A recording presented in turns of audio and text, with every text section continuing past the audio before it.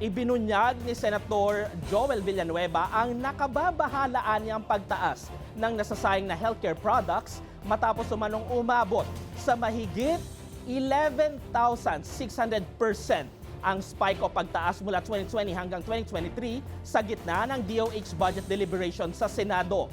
Batay sa audit reports, 95 billion pesos ang wastage o nasayang noong 2020 habang mahigit 85 billion pesos noong 2021 hanggang sa tumalo nito sa 7.4 billion pesos noong 2022 at sumabog sa 11.186 billion pesos ang nasayang na gamot at health commodities pagsapit ng 2023.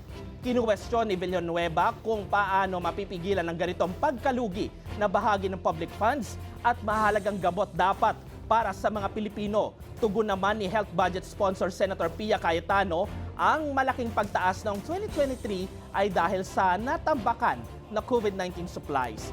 Habang sinabi ng DOH na pinapalakas na nito ang asset at supply chain management para mas mabilis at efficient na maipamahagi ang mga commodities at maiwasan ang wastage.